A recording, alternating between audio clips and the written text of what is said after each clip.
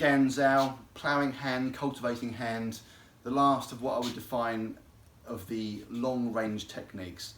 Whenever we're performing any block, any guard, is we want our arms or elbows to be obliquely facing toward the ground. That's where they're strongest. There are exceptions and we'll come to these in future videos. We also want our elbow at least 2 fists away from the chest or around about.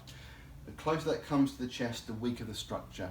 So Garn-Sau, which is a low block, which comes to the inside of a striking arm, comes to this point here. This is where it's strongest. So Garn-Sau, slightly bent arm again to here, either side.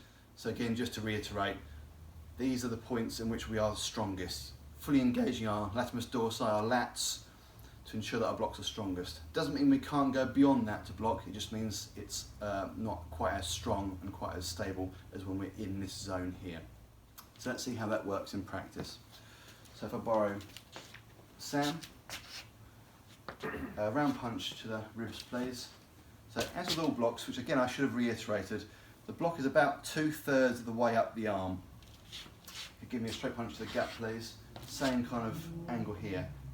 Elbow 2 fists away from the chest. That gives us a good structure so when we do make contact, force isn't going back through us, okay, knocking us off balance. So in a more realistic stance, in a forward stance here, round punch please to the ribs, here. Other side, round punch low, Garn-Sau. This could also be for a strike to the ribs with the legs, so roundhouse kick please to me. Other side, nice and straightforward. This is the last of what we've defined the longer range blocks. So now, in the most realistic position in which I might find myself if I was fighting someone from another martial art or from the street, Sam can now do a round punch, high, and I can use ploughing.